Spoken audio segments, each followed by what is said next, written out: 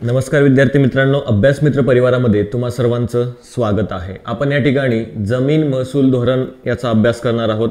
आता ब्रिटिशांचं जे काही जमीन महसूल धोरणाच्या पद्धती होत्या त्या पद्धती आपण त्या ठिकाणी अभ्यासणार आहोत। आता या जमीन महसूल ज्या काही पद्धती आहेत त्या पद्धती यांनी शेतकऱ्यांच्या फायद्यासाठी केलेल्या होत्या का? तर नाही। लक्षात ठेवायचं आहे कोणाच्या फायद्यासाठी? तर ब्रिटिशांच्या फायद्यासाठी त्यांनी काय केलं होतं, भारतामधले जे काही जमीन महसुलाच्या पद्धती होत्या त्या पद्धतींमध्ये ते वारंवार बदल करत गेलेले होते। ठीक आहे, जेणेकरून काय ईस्ट इंडिया कंपनीचा जास्तीत जास्त फायदा या पद्धतीतून व्हावा हा त्यांचा काय होता, या मागचा उद्देश आपल्याला सांगता येतो। ठीक आहे, तर आपण रोज सकाळी 11 वाजता जी आहे ती ही सिरीज अभ्यासत आहोत आणि त्या सिरीज मधलं हे एक लेक्चर जे आहे ते तुम्हाला या ठिकाणी अभ्यासायला मिळत आहे। मग याची जी काही लिंक असेल ते तुम्हाला कुठे मिळेल, तर आपलं टेलिग्राम चॅनल आहे अभ्यास मित्र सरळ सेवा नावाचं, त्या टेलिग्राम चॅनलवर तुम्हाला या व्हिडिओची लिंक मिळत जाईल। ते टेलिग्राम चॅनल तुम्हाला जॉईन करून ठेवायचं आहे। त्याची जी काही लिंक असेल ती खाली डिस्क्रिप्शन बॉक्समध्ये दिली आहे। जर तुम्ही सरळ सेवा परीक्षांचा अभ्यास करत असाल तर त्या परीक्षांसाठी सुद्धा आपलं एक ॲप्लिकेशन आहे अभ्यास मित्र सरळ सेवा नावाचं, ते इन्स्टॉल करा। त्यावर तुम्हाला काय तर वेगवेगळे जे काही पदं आहेत जे काही सरळ सेवेने भरली जातात त्याची तयारी तिथं करून घेतली जाते। ठीक आहे, तर सुरुवात करूया ब्रिटिशांची जमीन महसूल जे काही धोरण आहे त्या पद्धतीला। ठीक आहे, तर एक चार्ट आहे बघा। ठीक आहे, हा चार्ट आहे, महत्त्वाचा चार्ट आहे। या चार्ट वरून काय तर त्या ठिकाणी तुमचे जे काही जमीन महसूल सुधारणा हा टॉपिक आहे तो पूर्णतः कव्हर होऊन जाईल। ठीक आहे, फक्त या एवढ्या चार्ट वरून तुमचा सर्व जो काही टॉपिक आहे तो या ठिकाणी कव्हर होणार आहे। तर आपण अभ्यासूयात की नेमका कशा पद्धतीनं या जमीन महसूल सुधारणा पद्धती होत्या। आता पूर्वी जर आपण बघितलं, ठीक आहे, जर आपण पूर्वी बघितलं, पूर्वी म्हणजे कधी तर या ठिकाणी ब्रिटिश येण्या अगोदर जर आपण बघितलं तर बघा या ठिकाणची जी काही जमीन व्यवस्था होती या जमिनीवर मालकी कोणाची होती? राज्याची होती का? तर राज्याची नव्हती। शेतकऱ्यांची होती का? मग शेतकऱ्यांची सुद्धा नव्हती। मग या जमिनी कोणाच्या मालकीच्या असायच्या? गावाच्या मालकीच्या असायच्या। लक्षात ठेवायचे। ठीक आहे, जमिनी कोणाच्या मालकीच्या असायच्या? संपूर्ण गावाच्या मालकीच्या या जमिनी असायच्या। आणि या ठिकाणी जरी तो राजा एखादा असला तरी तो काय करायचा तर थोड्याफार प्रमाणामध्ये महसूल गोळा करायचा। आणि त्याचबरोबर बघा या ठिकाणी एखाद्या वेळेस जर या भागांमध्ये दुष्काळ पडला असेल किंवा रोगराई आली असेल तर अशा वेळी तो राजा त्या ठिकाणी शेतकऱ्यांकडून महसूल गोळा करायचा नाही। आणि जरी एखाद्या वेळेस त्या ठिकाणी उत्पादन कमी झालं असेल अशा वेळेस सुद्धा काय केलं जायचं तर जितकं उत्पादन झालं तेवढ्याच उत्पादनावर महसूल गोळा केला जायचा आणि कधी कधी ते महसूल त्या ठिकाणी माफ सुद्धा केला जायचा। मग अशा पद्धतीची प्राचीन काळापासून आपली या ठिकाणची व्यवस्था होती। मात्र ब्रिटिश जसे भारतामध्ये आले मग त्यांनी काय केलं आहे, इथल्या महसुलाचा पुरेपूर फायदा त्या ठिकाणी करून घेतला। ठीक आहे, सुरुवातीला त्यांनी इथला प्रदेश बळकावला आणि त्या प्रदेशावर आपली जी काही जमीन महसूल पद्धती आहेत त्या पद्धतीचा अवलंब करायला सुरुवात केला होता। मग या ब्रिटिशांना नेमकी गरज का पडलेली होती? ब्रिटिशांना भारतामध्ये जर आपण बघितलं या ठिकाणी कायमधारा पद्धती असेल, रयतवारी पद्धत असेल किंवा महलवारी पद्धती असतील, या पद्धती सुरू करून या ठिकाणी त्यांना काय तर महसूल गोळा करण्याची गरज का पडलेली होती? तर बघा लक्षात ठेवायचं आहे, त्यांना काय करायचं होतं, आपल्या साम्राज्याचा विस्तार करायचा होता। ब्रिटिशांना काय करायचं होतं, आपल्या साम्राज्याचा विस्तार करायचा होता। कशासाठी? साम्राज्य विस्तार। ठीक आहे, लक्षात ठेवायचं आहे, साम्राज्य विस्तारासाठी सुद्धा काय महत्त्वाचं होतं तर या ठिकाणी महसूल महत्त्वाचा होता। त्याचप्रमाणे त्यांचं जे काही प्रशासन होतं, ठीक आहे, प्रशासन व्यवस्थेचा किंवा प्रशासकीय व्यवस्थेचा खर्च भागवण्यासाठी सुद्धा काय महत्त्वाचं होतं तर लक्षात ठेवायचं आहे, महसूल महत्त्वाचा होता। आणि यामध्ये जर आपण बघितलं कंपनीचं लष्कर आहे, कंपनी लष्करांचे जे काही पगार आहेत कंपनीच्या लष्कराचे ते पगार त्यांना त्या ठिकाणी करायचे होते। त्याचप्रमाणे जर यांची सत्ता संपूर्ण भारतामध्ये जर सत्ता प्रस्थापित करायची असेल, सत्तेचा जर आपण बघितलं प्रसार करायचा असेल किंवा साम्राज्य विस्तार जर करायचा असेल त्यासाठी सुद्धा काय लागणार होता, महसूल लागणार होता। मग या ठिकाणी हे महसूल कुठून मिळणार होता? भारतामधून मिळणार होता। आणि इथला महसूल गोळा करून ते काय करणार होते, आपला साम्राज्य विस्तार भारतामध्ये करणार होते। लक्षात ठेवायचे। ठीक आहे, मग त्यासाठी त्यांना इथल्या महसुलाची गरज पडलेली होती आणि त्यानंतर त्यांनी मग वेगवेगळ्या पद्धती ज्या आहेत त्या सुरू केल्या होत्या। आता सुरुवातीला जर आपण बघितलं तर बघा सुरुवातीच्या वेळेस या ठिकाणी जो काही हेस्टिंग होता, ठीक आहे, लॉर्ड हेस्टिंग जो होता या हेस्टिंगनं काय केलं होतं तर लक्षात ठेवायचं आहे, त्याने इथं बोली पद्धत आणलेली होती। कोणती? बोली पद्धत आणलेली होती। त्यालाच तर आपण बघितलं तर लिलाव पद्धत म्हणून सुद्धा ओळखली जाते। ठीक आहे, लिलाव पद्धत म्हणून सुद्धा ओळखली जाते किंवा बोली पद्धत म्हणून सुद्धा ओळखली जाते। आता बोली आणि लिलाव जर आपण बघितलं तर याच्यामध्ये काय केले जायचे तर 5 वर्षासाठी ठेके दिले जायचे। ठीक आहे, म्हणून त्याला पंचवार्षिक बंदोबस्ताची पद्धत म्हणून सुद्धा ओळखली जाते। ठीक आहे, पंचवार्षिक बंदोबस्त पंचवार्षिक बंदोबस्त पद्धत, ठीक आहे।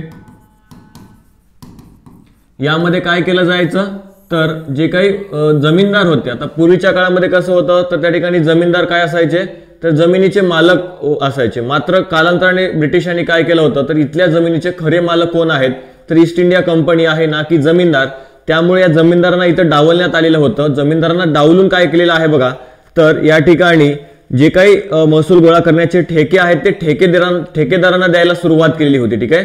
महसूल गोळा करण्याचे जे काही ठेके आहेत ते ठेकेदारांना द्यायला सुरुवात झाली होती। मग त्यासाठी काय करण्यात येणार होतं तर बोली लावली जाणार होती, लिलाव केला जाणार होता, ठीक आहे। मग जो एखादा प्रदेश आहे समजा त्या प्रदेशातला जर महसूल गोळा करायचा असेल तर तिथल्या ठेकेदाराला काय करावं लागायचं, त्या परिसरातले ठेकेदार एकत्रित यायचे आणि त्या ठिकाणी लिलाव व्हायचा। मग जो जास्त बोली लावेल त्याला काय दिलं जायचं तर त्या भागामधला महसूल गोळा करण्याचा ठेका दिला जायचा, म्हणून याला ठेकेदारी सुद्धा पद्धत म्हटली जाते। पंचवार्षिक 5 वर्षासाठी हे अधिकार त्यांना दिले जात होते, म्हणून त्याला पंचवार्षिक पद्धत म्हणून सुद्धा ओळखली जाते।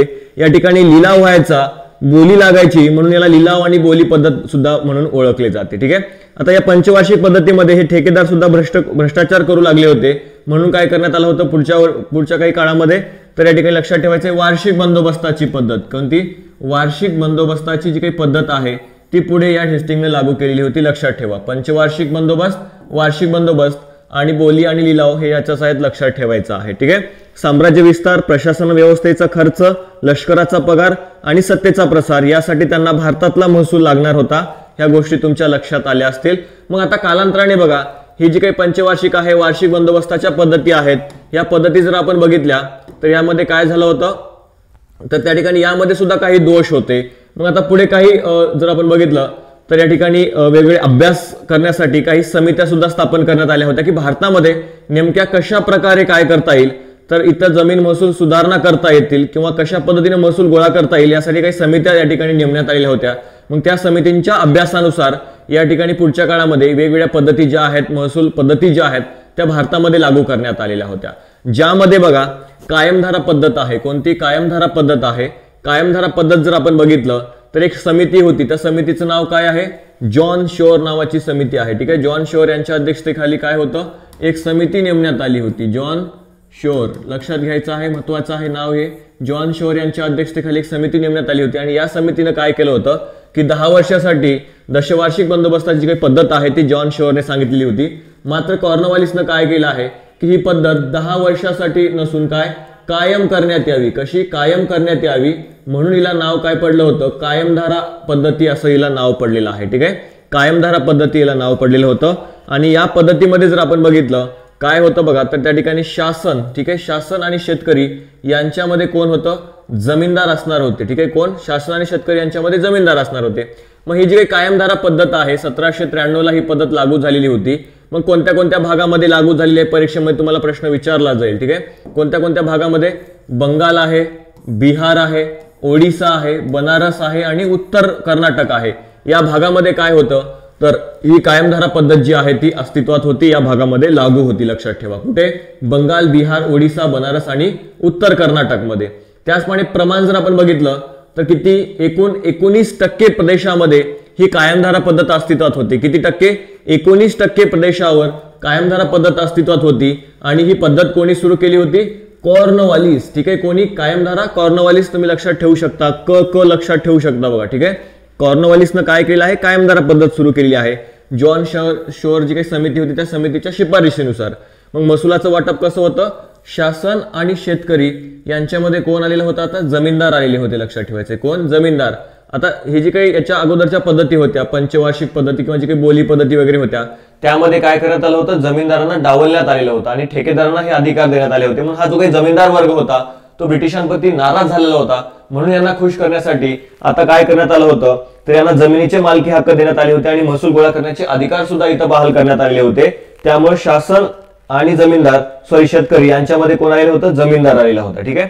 मग पुढे बघा अजून काय झालेलं आहे तर रयतवारी पद्धत सुरू करण्यात आली होती, ठीक आहे। रयतवारी पद्धत सुरू करण्यात आलेली आहे कोणत्या कोणत्या भागामध्ये? मुंबई, मद्रास आणि आसाम या भागामध्ये, ठीक आहे। जवळपास 51% प्रदेशामध्ये काय होती ही रयतवारी पद्धत अस्तित्वात होती। किती टक्के? 51% प्रदेशामध्ये ही रयतवारी पद्धत अस्तित्वात होती। मग आता बघा महत्वाचं आहे थॉमस मॉन्ट्रो लक्षात ठेवायचं आहे। रयतवारी पद्धती संबंधित असणारा कोण व्यक्ती आहे? थॉमस मनरो आहे. थॉमस मनरोने कुठे ही पद्धत लागू केली होती? मद्रासमध्ये. ठीक आहे, थॉमस मनरोने ही पद्धत कुठे लागू केली होती? मद्रासमध्ये ही पद्धत लागू केलेली आहे. आणि मुंबईमध्ये जर आपण बघितलं तर मुंबईमध्ये एल्फिन्स्टन ही पद्धत लागू केलेली आहे. ठीक आहे, कोणी कुठे लागू केली तर तुम्हाला प्रश्न विचारला जाऊ शकतो. थॉमस मनरोने कुठं? मद्रासमध्ये ही पद्धत लागू केली. एल्फिन्स्टनने कुठं? मुंबईमध्ये ही पद्धत लागू केली होती. आणि अलेक्झांडर रीड नावाचा एक व्यक्ती आहे, अधिकारी आहे, त्याने कुठे? आसाममध्ये ही पद्धत लागू केली होती. लक्षात ठेवा. यस. त्यानंतर बघा आता रयतवारी पद्धतीमध्ये काही बदल करण्यात आले होते. हा बदल नेमका काय होता? तर जमीनदारी पद्धतीमध्ये काय होतं? शासन आणि शेतकरी यांच्यामध्ये कोण होते? जमीनदार होते. मात्र हे जमीनदार काय करू लागले होते? मोठ्या प्रमाणामध्ये भ्रष्टाचार करू लागलेले होते. त्याचप्रमाणे या जमीनदारांकडे काही ब्रिटिशांनी अपेक्षा केल्या होत्या की हे काय करतील तर जमीन सुधारण्यासाठी सुद्धा काही प्रयत्न करतील. मात्र असं न करता त्यांनी काय केलं होतं तर मोठ्या प्रमाणामध्ये भ्रष्टाचार करायला सुरुवात केली होती. जमीन सुधारणेकडे त्यांनी लक्ष दिलं नाही. फक्त काय तर त्या ठिकाणी भ्रष्टाचारच ते करत होते. त्यामुळे ब्रिटिश जे आहे ते यांच्यावर नाराज झालेले होते. आणि काही जमीनदार काय करायचे तर एखादा व्यक्ती त्या ठिकाणी महसूल गोळा करायला नेमायचे आणि आपण शहरामध्ये राहून विलासी जीवन ते जगू लागलेले होते. त्यामुळे या ठिकाणी जर आपण बघितलं काय झालं होतं, या ब्रिटिश ईस्ट इंडिया कंपनीचं जे काही प्रॉफिट आहे किंवा जे काही होणारा यांना नफा आहे तो दिवसेंदिवस कमी होत चाललेला होता या जमीनदारांच्या धोरणामुळे. मग पुढच्या काळामध्ये काय झालं होतं, रयतवारी पद्धतीमध्ये शासन आणि शेतकरी जे आहेत यांच्यामध्ये जो काही जमीनदार होता त्या जमीनदाराला या ठिकाणी डावलण्यात आलेला आहे, यांना काढून टाकण्यात आलेलं आहे. यांना जे काही अधिकार होते महसूल गोळा करण्याचे हे अधिकार यांच्याकडून काढून घेण्यात आले होते. आता या रयतवारी पद्धतीमध्ये रयत म्हणजेच काय? शेतकरी. शेतकरी काय करणार होता? थेट शासनाला आता जबाबदार होता. थेट शासनाकडे तो महसूल गोळा करणार होता. लक्षात ठेवा. ठीक आहे, महत्वाचं आहे, परीक्षेमध्ये विचारलं जाईल तुम्हाला. त्यानंतर आहे महालवारी पद्धत. महालवारी पद्धत जर आपण बघितली, उत्तर प्रदेश आहे, पंजाब आहे, आग्रा आहे आणि अवध या भागामध्ये महालवारी पद्धत जी आहे ती लागू करण्यात आली होती. ठीक आहे, जो काही गंगा यमुनाचा काही जो दोआबाचा प्रदेश आहे या भागामध्ये पंजाबमध्ये, आग्रा आणि अवधमध्ये महालवारी पद्धत जी आहे ती लागू करण्यात आली होती. किती टक्के भागामध्ये? 30% प्रदेशामध्ये ही पद्धत अस्तित्वात होती. मग आता एक व्यक्ती आहे ज्याचं नाव काय आहे? Volt Mackenzie. ठीक आहे, यानं काय केला होता तर एक अहवाल दिलेला होता. उत्तर भारतामध्ये जर आपण बघितलं तर यानं काही अभ्यास केला आणि त्या अभ्यासावर आधारित एक अहवाल प्रकाशित केला आणि त्यानुसार त्यानं काय म्हटलंय की या ठिकाणी काय केलं जावं तर प्रत्यक्ष शेतकऱ्याकडून न घेता महाल म्हणजेच काय? खेडगाव. ठीक आहे, गावाकडून काय करण्यात यावा तर महसूल गोळा करण्यात यावा. ठीक आहे, गावाला काय केलं जावं? जबाबदार धरलं जावं आणि त्याकडून काय केलं जावं? महसूल गोळा केला जावा असं या ठिकाणी याच्यामध्ये सांगण्यात आलं होतं. मग याच्यामध्ये काय होतं तर शासन आणि गाव असा थेट संबंध त्या ठिकाणी असणार होता. ठीक आहे, शासन आणि गाव असा संबंध जो आहे तो या ठिकाणी याच्यामध्ये असणार होता. महाल म्हणजेच काय तर गाव. ठीक आहे, उत्तर भारतामध्ये गाव हा काय आहे? प्रमुख घटक आहे. त्यामुळे काय केलं जावं तर या गावाकडून कर गोळा केला जावा असं या ठिकाणी सांगण्यात आलेलं होतं. आणि या ठिकाणी जो काही गावचा प्रमुख आहे त्या गावच्या प्रमुखाकडे जबाबदारी काय देण्यात आली होती की तो काय करेल? संपूर्ण गावाचा महसूल गोळा करेल आणि तो कोणाला देईल? ब्रिटिशाला देईल. मग त्या गाव प्रमुखाला काय म्हटलं जायचं? लंबटदार म्हटलं जायचं. लक्षात ठेवायचं. ठीक आहे, त्याला काय म्हटलं जायचं? लंबटदार म्हटलं जायचं. लक्षात ठेवायचंय. तो काय करायचा? संपूर्ण गावाचा महसूल गोळा करायचा आणि त्या ठिकाणी ब्रिटिशांना नेऊन द्यायचा. लक्षात घ्या. ठीक आहे, तर महत्वाच्या ह्या पद्धती आहेत जिथे तुम्हाला परीक्षेमध्ये प्रश्न विचारला जाईल. कायमधारा, रयतवारी आणि महालवारी. ठीक आहे, कायमधारा पद्धत कोणी सुरू केली तर कॉर्नवालिसने सुरू केलेली आहे. त्याचप्रमाणे बघा रयतवारी पद्धत कोणी? थॉमस मनरोने सुरू केलेली आहे. महलवारी जर आपण बघितलं होल्ट मॅकेन्झीच्या अहवालावर ही पद्धत जी आहे ती या ठिकाणी लागू करण्यात आली होती. तर लक्षात ठेवायचंय परीक्षेमध्ये कोणी सुरू केली, कोणत्या भागामध्ये सुरू केली, इथं तुम्हाला परीक्षेमध्ये प्रश्न विचारला जाईल. प्रांत कोणते आहेत कायमधाराचा? बंगाल, बिहार, ओडिसा, बनारस, उत्तर कर्नाटक या भागामध्ये कायमधारा पद्धत होती. रयतवारी पद्धत मुंबई, मद्रास, आसाम मध्ये रयतवारी पद्धत होती. आणि महालवारी पद्धत उत्तर प्रदेश, पंजाब, आग्रा या आणि अवध या भागामध्ये ही महालवारी पद्धत होती. महाराष्ट्रामध्ये जर आपण बघितलं कोणती होती? रयतवारी पद्धत होती. लक्षात ठेवायचं आहे. ठीक आहे, महाराष्ट्रामध्ये रयतवारी पद्धत त्या ठिकाणी होती. यस, तर अशा प्रकारे हे जे काही जमीन महसूल सुधारणा पद्धती आहेत या जमीन महसूल सुधारणा पद्धतीचा आपण व्यवस्थितरित्या त्या ठिकाणी अभ्यास केलाय. हा शॉर्ट व्हिडिओ आहे मात्र इम्पॉर्टंट आहे. याच्या बाहेर तुमचा एकही प्रश्न जाणार नाही. ठीक आहे, याच्या बाहेर एकही प्रश्न तुमचा जाणार नाही.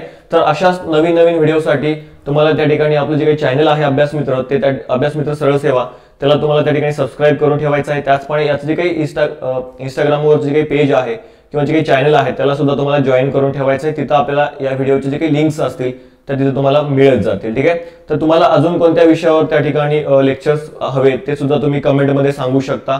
ठीक आहे, तर थांबूयात आपण या ठिकाणी. जर हा व्हिडिओ तुम्हाला आवडला असल्यास लाईक करा, शेअर करा आणि सबस्क्राईब करा आणि अशाच नवीन नवीन व्हिडिओसाठी पाहत राहा अभ्यास मित्र. धन्यवाद.